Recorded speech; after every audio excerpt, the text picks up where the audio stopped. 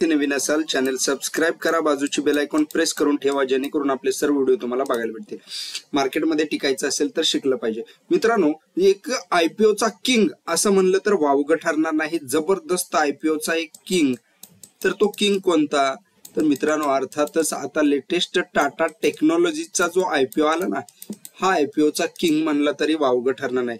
पण या अगोदर सुद्धा काही आयपीओ आले, त्यातले काही मोजके 2-4 आयपीओ मी तुम्हाला सांगतो, जे की याच्या अगोदरही किंग होते, नंतर काही चालले काही नाही चालले, ते तुम्ही बघितलं असेल। एखादा डिलिस्ट सुद्धा स्टॉक्स झाला असेल, याविषयी आपण डिस्कस करणार आहोत। कारण हा व्हिडिओ बनवण्यामागे एकच हेतू होता, कंपनी चांगली असेल तर काहीही हरकत नाही। अर्थात टाटा म्हणल्यानंतर कंपनी चांगलीच असणार, पण एकच गोष्ट लक्षात ठेवा, ज्यावेळेस एखादा आयपीओ असा धूमधडाक्यामध्ये लॉन्च होतो, त्यानंतर एक दुसऱ्या वेळेस आयपीओची लाट येते आणि त्या लाटेमध्ये मित्रांनो कुठल्याही आयपीओला अप्लाय करत बिगिनर्स चालतात। मग हाती काय पडतं, पदरी काय पडतं, हे त्यांनाच माहिती नक्की असतं।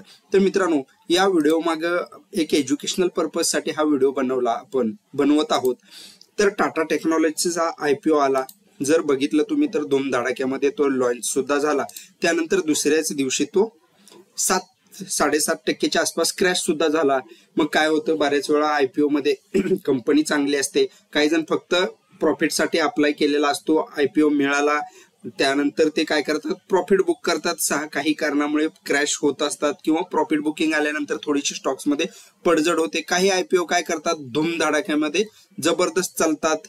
आता उदाहरणच घ्या, पारस डिफेन्स म्हणून हा एक आयपीओ आला होता आणि हा आयपीओ आल्यानंतर तो असा जबरदस्त लॉन्च झाला। मित्रांनो, इकडे फक्त बायरच होते सुरुवातीला आयपीओ आल्यानंतर, ज्यांनी प्रॉफिट बुक करायचं असेल केलं असेल, पण हा आयपीओ बायर फक्त दिसून यायचे, सेलर कोणीही दिसत नव्हता, कारण इकडे विकायलाच कोणी तयार नव्हतं। त्यामुळे मिळत नाही म्हणून एवढी खरेदी वाढली की हा जवळपास 1200च्या घरामध्ये गेला आणि तिथून मात्र नंतर रपकन खाली आला, तो परत तिकडे गेलाच नाही। मग आयपीओ आल्यानंतर बिगिनर्स काय करतात, अरे हा स्टॉक जबरदस्त फुल फॉर्म मध्ये आहे, चला तिकडे धावत पळत निघतात, मिळेल या प्राइसला, जिथे मिळेल तिथं बाय करतात। आणि नंतर तुम्ही बघता कंपनी वाईट आहे याच्यातला भाग नाही, कंपनी डिफेन्स सेक्टर मधली आहे, कंपनी मजबूत आहे, पण बिगिनर्स कुठं अडकतो की फक्त लोक खरेदी करतायत म्हणून तिकडे पळत जाणे आणि कुठेही वाटेल त्या हाय लेवलला टॉपला खरेदी करणे,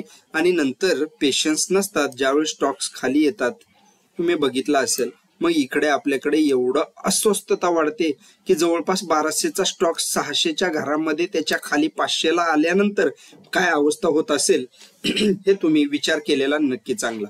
मग त्यासाठी संयम असणं गरजेचं आहे। अशा कंपन्या मजबूत असतात, चांगल्या असतात, डिफेन्स सेक्टर म्हणल्यानंतर भविष्यात ही कंपनी सुद्धा परत कमबॅक करेल, आहे इथे जाईल, पण गडबड केल्यानंतर काय होतं हे याच्यामध्ये तुम्ही चांगला अनुभवलं असेल। हा आयपीओ आल्यानंतर सुद्धा हा जबरदस्त लिस्टिंग झाला आणि त्यानंतर तुम्ही बघितलं असेल की मार्केटमध्ये काय परिस्थिती झाली। आणि एकंदरीत एकच गोष्ट लक्षात ठेवा, ज्यावेळेस करेक्शन येतं, रिकव्हरी येते, त्यावेळेस आपल्याकडे अभ्यास असणं गरजेचं आहे। आणि हा व्हिडिओ बनवण्यामागे हाच हेतू आहे की तुम्ही अभ्यास पूर्ण गुंतवणूक कधीही चांगली, केलेली गुंतवणूक कधीही चांगली। कारण या लेवलला जर तुम्ही बघितलं असेल, टॉप लेवलला जर गेले असाल आणि नंतर काय अवस्था होते ते बघितलं असेल, पण यानंतर काही आयपीओ दुसरे आले ज्याची परिस्थिती वेगळी आहे। जवळपास 2021ला एक आयपीओ आला होता आणि तो आयपीओ कुठला होता, तर मित्रांनो त्या आयपीओचं नाव आहे सिगाची। आता सिगाची हा आयपीओ आल्यानंतर हा सुद्धा जबरदस्त लिस्टिंग धूमधडाक्यामध्ये झाला, पण त्यानंतर जर तुम्ही बघितलं तर त्याची अवस्था तुम्ही बघू शकता।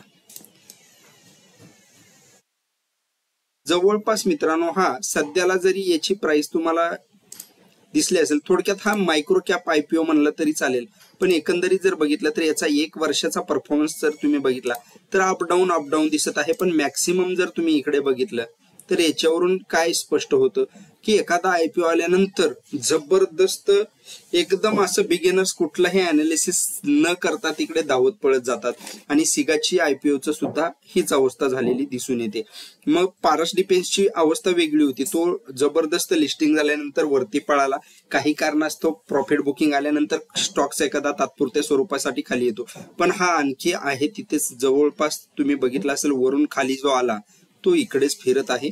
त्यानंतर एक आला आयपीओ मित्रांनो, अलाइड कम्प्युटर्स इंटरनॅशनल एशिया.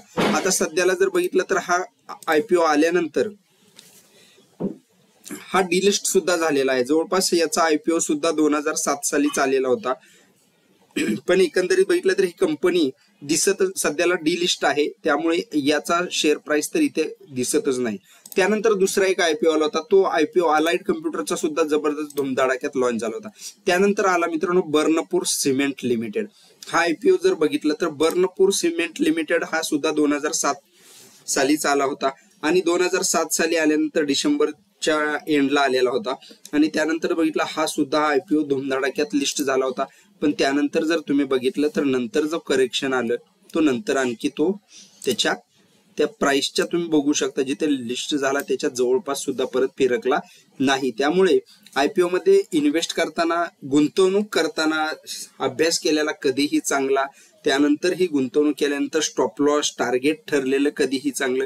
कारण बघा कुठेही तुम्ही ज्यावेळेस काय कराल, मग एखादा खेळ असो किंवा अभ्यास असो, स्कूल कॉलेज असो, काही असो, परीक्षा असो, तुम्ही कधीही स्टडीज करत असताना मग मार्केटमध्ये सुद्धा स्टडी केलेली कधीही चांगली असते. बर्नपूरच्या बाबतीत सुद्धा जर बघितलं तर परत काय अवस्था झाली तुम्ही बघू शकता. त्यामुळे एकंदरीत टाटा टेक्नॉलॉजीचा आयपीओ आल्यानंतर हा व्हिडिओ बनवण्यामागे हेच कारण होतं की काही आयपीओ याच्या अगोदर सुद्धा आले, जबरदस्त किंग फुल फॉर्म मध्ये आले होते, जबरदस्त लिस्टिंग झाले, पण नंतर काय अवस्था झाली तुम्ही बघू शकता. म्हणजे हे स्टडी करणं किती चांगलं आहे. एकंदरीत ही कंपनी जरी टाटा टेक्नॉलॉजी चांगली असली मित्रांनो, असं नाही की ही कंपनी वाईट आहे, एक दिवस क्रॅश झाला 7-7.5% म्हणून तो पूर्ण होईल किंवा परत रिकव्हर होईल किंवा नाही, हा प्रश्न पुढचा. फक्त कुठेही गुंतवणूक करताना एज्युकेशनल पर्पज जर बघितलं तर स्टडी केलेली चांगली. टाटा म्हणल्यानंतर तुम्ही बघू शकता हा स्टॉक्स आज 1200चा आहे, उद्या कदाचित 12,000ला जाईल किंवा 1200चा 2436 सुद्धा होईल, दुप्पट तिप्पट 4 पट वाढेल. टाटा एलेक्सीचं उदाहरण आपल्याकडे आहे टाटाच्या स्टॉक्सचं. तर ही कंपनी सुद्धा कदाचित भविष्यात जबरदस्त याच्या कितीतरी पटीने वाढली असेल किंवा याच्या पटीने खाली घटली असेल. पण कुठेही गुंतवणूक करण्यापूर्वी अभ्यास केलेला का चांगला, तर हे यामागचं एक हेतू होता तुमच्यापर्यंत चांगली माहिती पोहोचवणं. त्यामुळे एखादा आयपीओ आला तर प्रत्येक आयपीओ हा किंग राहू शकत नाही. जसं टाटा टेक्नॉलॉजी आता तात्पुरता क्रॅश झाला असेल, पण भविष्यात तो उद्या परत उठून उभा राहील, तिप्पट चौपट होईल. पण मागील काही आयपीओ जे आले धुमधडाक्यात किंग होते आणि पुढे काय झालं हे तुम्ही बघितलं असेल. माझे सर्व व्हिडिओ हे एज्युकेशनल पर्पज असतात. मार्केटमध्ये कुठलीही वित्तीय गुंतवणूक करण्यापूर्वी आपल्या फायनान्शियल ऍडवायझरचा सल्ला घ्या, स्टडी करा, मगच स्वतः अभ्यास करा, स्टडी करा, मगच काही गुंतवणूक करायची असेल हे तुम्ही विचार करू शकता. बाय किंवा सेल हे कुठलंही रिकमेंडेशन नाही, पण मित्रांनो मार्केटमध्ये काय होऊ शकतं हे मला सांगण्याचा उद्देश होता. मनापासून व्हिडिओ बघितल्याबद्दल धन्यवाद. जय हिंद.